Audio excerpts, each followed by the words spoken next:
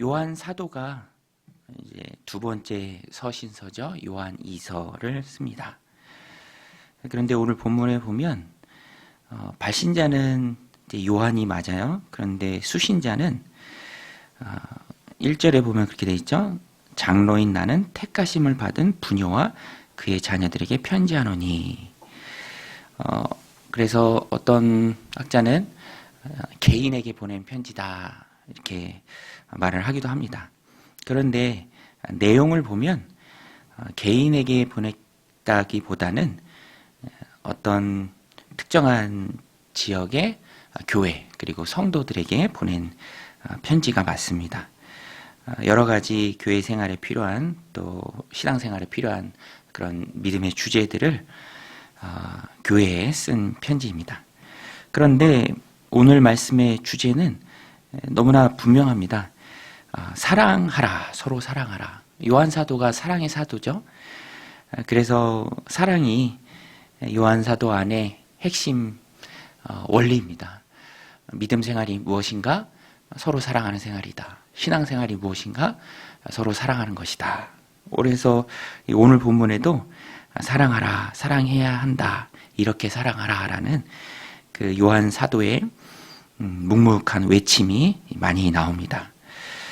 오늘 본문에 보면 사도 요한부터 사랑한다라고 고백을 합니다. 1절 보면 장로인 나는 택하심을 받은 부녀와 그의 자녀들에게 편지하노니 내가 참으로 사랑하는 자요 나뿐 아니라 진리라는 모든 자도 그리하는 것은. 요한은 성도들을 그가 이제 교훈하고 또 가르치는 것처럼 먼저 사랑했습니다.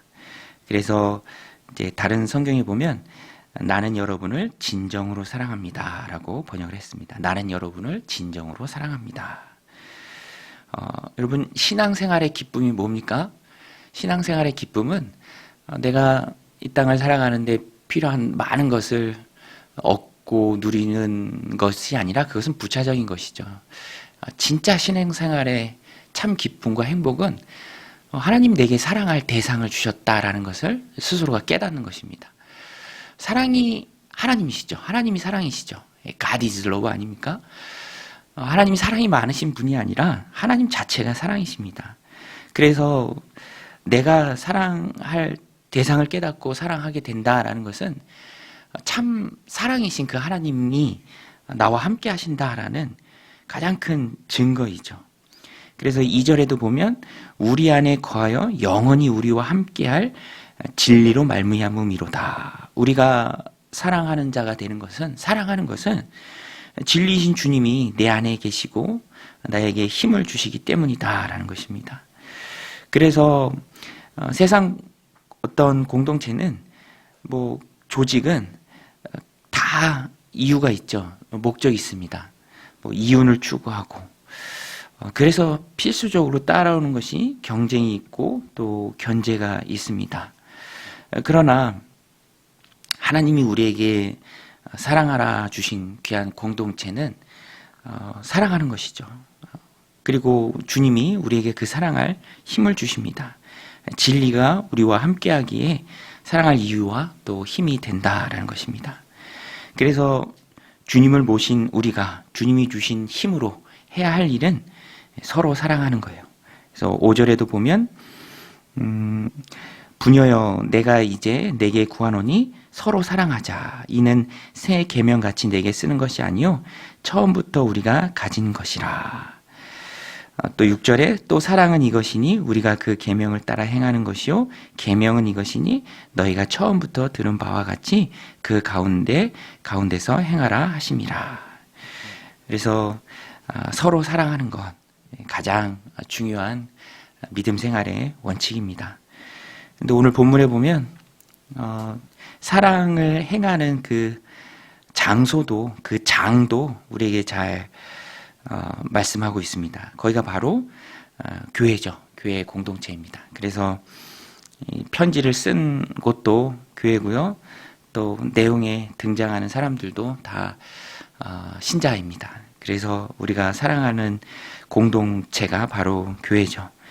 사실 사랑하라라는 그 말 자체가 혼자서 사랑하는 건 짝사랑은 사랑이 아니죠. 그것은 진정한 사랑이 아닙니다. 사랑은 관계성입니다. 그래서 오늘 말씀의 6절에도 보면 그 계명을 따라라고 말하는데요. 이것이 바로 예수님 말씀하신 계명이에요. 새 계명을 너에게 주노니 서로 사랑하라. 또 마태복음 에서도 또 마가복음 12장에서도 계속 나오죠. 제일 큰 계명이 하나님을 사랑하는 것이다. 내 마음과 뜻과 목숨을 다하여 사랑하라. 또 둘째 계명도 이와 같다. 내 이웃을 내 몸과 같이 사랑하라. 결국에 신앙생활의 핵심은 사랑하는 관계입니다. 그래서 오늘 우리도 이 말씀을 받을 때 하나님을 사랑하고 또 이웃을 사랑하는 것, 순서는 있죠. 먼저 사랑해야 될 분은 하나님이십니다. 그 하나님을 사랑하는 마음 가운데 하나님이 우리에게 이제 큰 사랑을 부어주시죠. 그러면 그것을 흘려보내는 것이 바로 이웃을 사랑하는 것입니다. 그래서 하나님 사랑과 이웃 사랑은 본질적으로 같아요. 내가 하나님을 사랑하는지 어떻게 알 수 있습니까? 관계를 보면 알아요. 이웃과의 관계는 엉망인데 나는 하나님을 사랑해 라고 말하는 것은 민망한 거짓이죠. 그럴 수가 없습니다. 또 하나님을 사랑하는 사람은 이웃을 사랑할 수밖에 없죠. 왜냐하면 하나님의 사랑이 그 마음 가운데 가득하기 때문입니다. 그래서 그 사랑을 흘려 보내는 것이죠. 그래서 서로 사랑하라, 우리가 서로 사랑하자라는 그 말씀에 당연히 감춰져 있는 진리는 교회 생활, 공동체 생활입니다. 그래서 사랑이 식어지는 때에 공동체는 더 힘있게 모여서 그 사랑을 실천해야 합니다. 믿음 생활이 그것이죠. 예수님을 내가 믿고 구원받은 하나님의 자녀로 성숙하고 자라가는 삶을 살아가면서 결국에는 헌신으로 이어집니다. 그런데 그 헌신할 곳이 바로 사랑하는 교회죠. 하나님 사랑하라 주신 귀한 지체들입니다. 신앙생활 하면서 가장 소중한 것은 소중한 공동체를 세워가는 모습입니다. 그것 없이 나는 혼자서 신앙생활 하겠다, 혼자서 어디서 이렇게 말씀 듣고 혼자서 하겠다라는 것은 그것은 굉장히 큰 모순입니다. 왜냐하면 예수님이 피값을 주고 사신 공동체가 교회고요. 예수님이 가장 사랑하는 공동체, 하나님이 가장 아끼는 공동체. 오늘 사도 요한이 목 놓아 외치면서 서로 사랑하자, 부녀들아, 또 자녀들아, 서로 사랑하자라고 말하는 곳이 바로 그 장이 바로 교회입니다. 그래서 오늘 우리에게 하나님이 주신 이 가정, 또 교회는 너무너무 소중한 공동체입니다. 시간이 아무리 흘러도 가장 소중한 공동체죠.